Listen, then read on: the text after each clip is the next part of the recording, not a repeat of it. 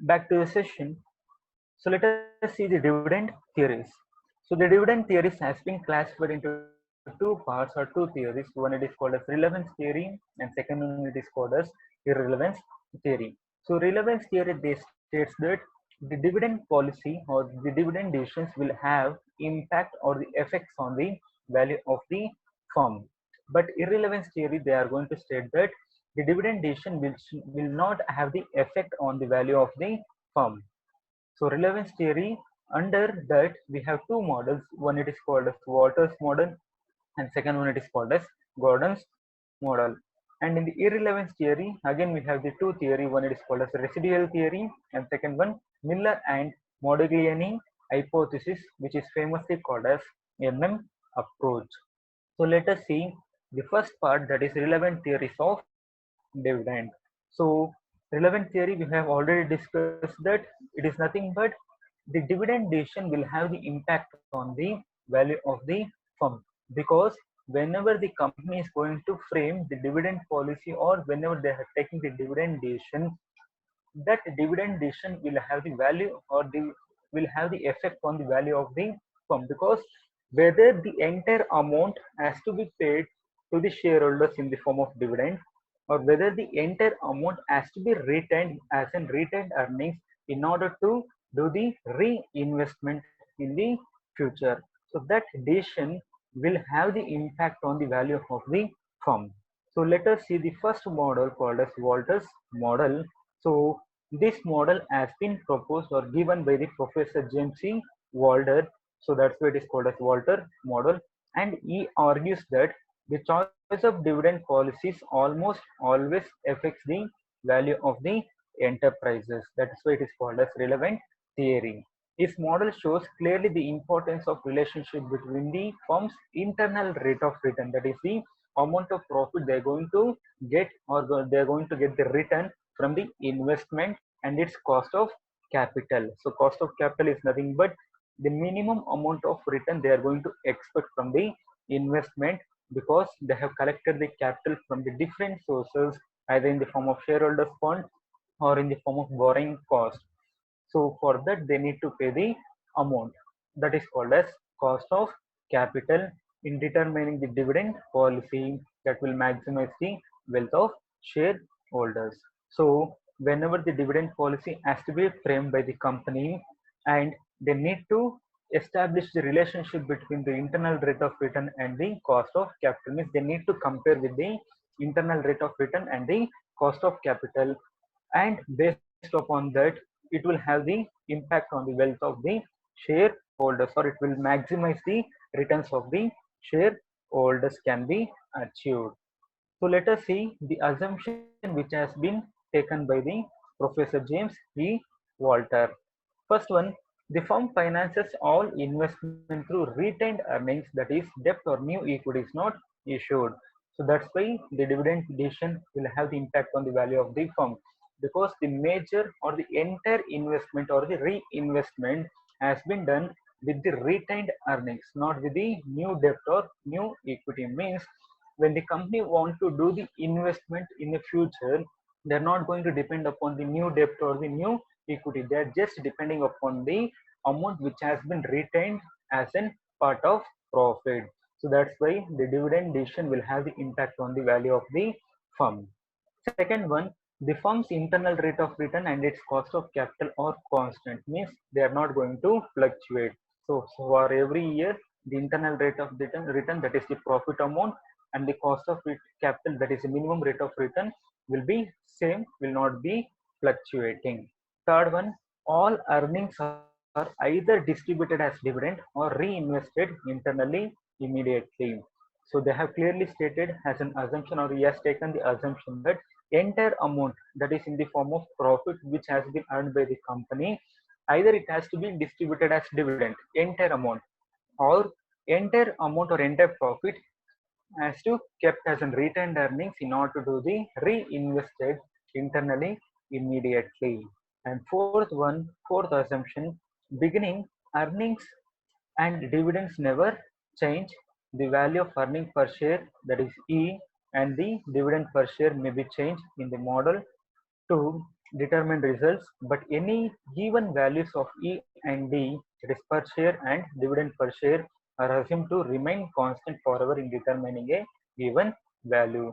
So in the beginning, they have clearly stated that the earnings, that is the earning per share EPS, and the dividend per share will be same, it will not be changed.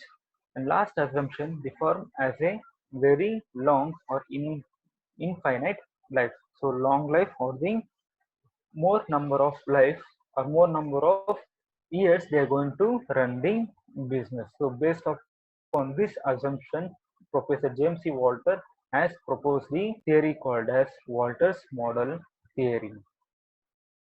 So there are certain criticisms for this James Walter models also. Let us see what are the criticisms. First one, Walter's models of share valuation mixes dividend policy with the investment policy of the firm. The model assumes that the investment opportunity of the firm are financed by retained earnings only and no extended finance, debt or equity is used for the purpose. When such a situation exists, either the firm's investment or its dividend policy or both will be suboptimum.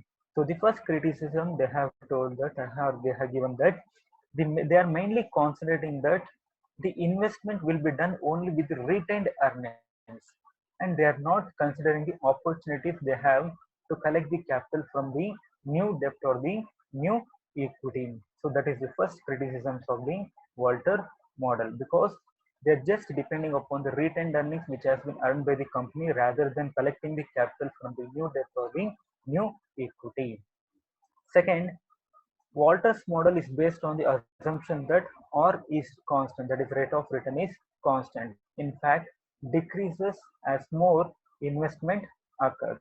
This reflects the assumption that the most profitable investment are made first and then the poor investment are made. So they have clearly stated the criticism that the assumption only they have given that R is nothing but the rate of return, that is the profit amount we are going to expect from the project or investment. So always the rate of return will be constant, means it will not be fluctuating. But in fact, or in a practical situation, always the profit may be vary. Either it may be increased or it may be decreased. So whenever they are going to do the investment, they will see or they will give the first preference for the project which will give the more profit amount, then they'll go for the project which will give the less profit amount. So that is the criticism. And third one, the firm should step at a point where R is equal to K. This is clearly an erroneous policy and call to optimize the wealth of the owners. So rate of return and cost of equity which should be equal. So it will not be, and it will be a problem for the shareholders of the company. And last one, a firm's cost of capital or discount rate K does not remain constant. So it is also a criticism for the Walters model. Here the model divides the firm into three groups. So the model has been classified into three groups based for the firms. First one we call them as in growth firms. Means when the rate of return, that is the profit we are going to get from the investment, if it is more than the cost of capital, that is the minimum rate of return we need to pay to the capital. If it is more than the cost of capital, that is the rate of capital return is more than the cost of capital, then it will be called as growth firm, because they have the new investment opportunities because they have the more amount of profitability, more amount of profit, and because of that profit they can do the new investment. That's what is called as growth firms. Second, we call them as a normal firms, where the rate of return as well as the cost of capital is equal. The profit amount we are going to earn from the investment and the cost we are going to incur for the capital is equal. So there is no any profit amount. So that type of firms will be called as normal firms. They cannot do the investment opportunities. And third one, we call them as a declining firm. That is nothing but the firm's rate of return, that is the profit amount, is lesser than the cost of capital. Under such situation, there is no question of retained earnings because there is no profit amount. So when the profit amount is lesser than the cost of capital, there is no question of retained earnings. So that type of firms will be called as declining firms. So next we'll go for the second concept called as Gordon's model. So second Gordon's model, he also proposed the relevant theory. So let us see what it says. One very popular model explicitly relating the market value of the firm to dividend policy is developed by Meron Gordon. So again, it has been proposed by the Meron Gordon. So that's why it is called as Gordon's model. Even here, he also proposed that the dividend decision or the dividend policy will have the impact on the value of the firm, because the dividend policy is relevant as the investors prefer current dividends as against a future uncertain capital gains. So because whenever the any person for the shareholders, if he has invested the amount on the company or in the company, they're going to expect the dividend or regular amount from that investment, not on the future capital gains. So that's why the dividend decision will have the impact on the value of the firm. And investor discounts the firm's earnings at a lower rate when they are certain about returns, placing a higher value of the share and that of the firm. So even this model has been framed with the certain assumptions. So let us see the assumption of the Gordon's model. The Gordon's model is based on the following assumption. First one, the firm is an all equity firm. So they are not collecting any capital from the debt. Second, no external finance is available, similar to Walter's model. They're not going to collect the new capital in the form of debt or the equity. Second, and because they are mainly depending upon the retained earnings. Third one, the internal rate of return of the firm is constant. Next, the appropriate discount rate, that is called as cost of capital of the firm, remains constant. Both the rate of return and the cost of capital is constant. Next, the firm and its stream of earnings are perpetual or perpetuity. So the firm derives its earnings in perpetuity. And next, the corporate tax do not exist. And last one, the retention ratio, that is B, once decided upon is constant. Thus, the growth rate G equals to BR, that is growth rate is constant forever. So to say in simple terms, Gordon models even he also proposed that whatever the dividend decision or whatever the dividend policy which has been taken by the company, it will have the impact on the value of the firm, because major source or major capital of the company has been depended upon the retained earnings which has been kept or which has been kept by the company, because they are not going to depend upon the new source either in the form of equity or the cap or the debt. And the internal rate of return as well as the cost of capital will be constant, and the firms and its stream of earnings are perpetual, it is similar. And the corporate tax do not exist, because we have seen in the income statement also, whenever we are paying the dividend to the shareholders, we need to deduct the taxes. So when the taxes are there, then the dividend amount will be reduced. So that's why the assumption is that the corporate taxes do not exceed.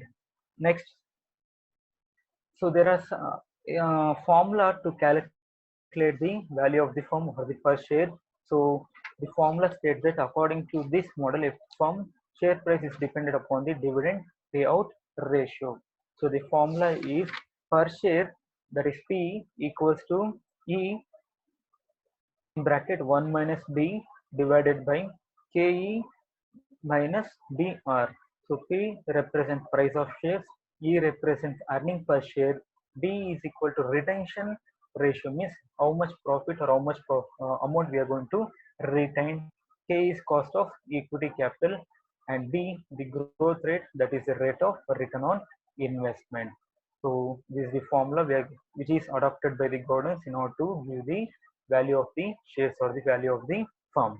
And even here also the firms has been classified into three parts. One it is called as growth firms, normal firms, as well as the declining firms. Similar to Walter's model, when the rate of return, that is price per share, increases the dividend payout ratio, then it will be called as growth firm.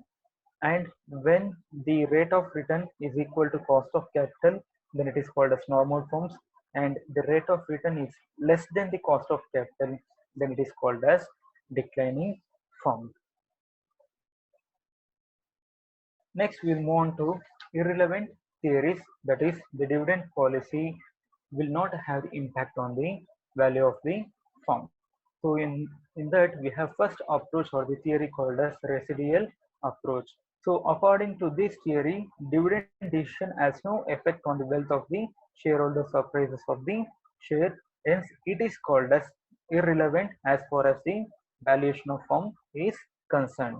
So according to this theory, the firm should retain the earnings if it has profitable investment opportunities. Otherwise, it should pay them as dividend. So residual approach, they have clearly mentioned that the dividend policy will not have the impact on the value of the firm, because if the company is in a profitable position, then they have the profitable investment opportunities. For example, if the company is earning the profit of rupees 1 lakh, and they can pay the entire amount to the dividend to the shareholders, or they can retain the amount as in profit. But they need to check that whether they have the opportunity to invest that 1 lakh rupees in a investment or the project which will give the more amount of profit. And if they feel that any no opportunities are available, that amount has to be distributed to the shareholders as a dividend. But in the relevant theory, the dividend has to be kept, or the profit amount has to be retained by the company in order to maintain, or they are going to expect that there are the opportunities they can invest and they can get the more amount of profit. So residual approach is nothing but the earnings available may be retained in the business for reinvestment, but if the funds are not required in the business, they may be distributed as dividend. And this theory assumes that the investor do not differentiate between the dividend and the retention by the firm.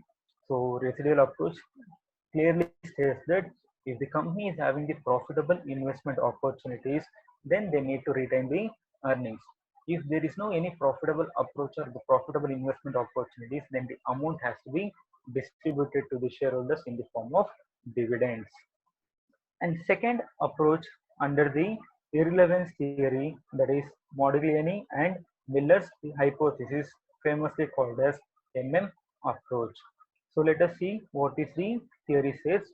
According to Modigliani and Miller, that is approach, dividend policy of firm is irrelevant as it does not affect the wealth of the shareholders or the value of the firm. They argue that the value of firm depends on the firm's earning, which results from its investment policy. So the value of firm is mainly depend upon, or it will have the impact only on the investment policy, not on the dividend policy. It means where we are going to do the investment, based upon that the value of firm will be impact, not on the how much amount we are going to distribute to the shareholders in the form of dividend. So thus, when investment decision of the firm is given, dividend decision, the split of earnings between dividend and retained earnings is of no significance or importance in determining the value of the firm. So they have clearly stated that the dividend policy, that is nothing but the pot of profit which has to be distributed to the shareholders, and the pot of profit has to be kept as in retained earnings in order to meet the future investment, will not have the impact on the value of firm. The value of firm will be affected only because of the investment policy where we are going to do the investment. Hypothesis of relevance is based on the following assumption, that is the firm operates in perfect capital market, means they are mainly dependent upon the other sources. So they are getting the huge amount of capital from the market called as capital market for a longer period of time. And tax do not exist, even their assumption is that tax will not be exist. The firm has a fixed investment policy, and risk of uncertainty does not exist. So they are going to expect that there is no any risk and there is no any uncertainty. They are going to get the regular income on the investment policy. And the theory has been proposed, framed by the formula called as, that is PO equals to D1 plus P1 divided by 1 plus KE.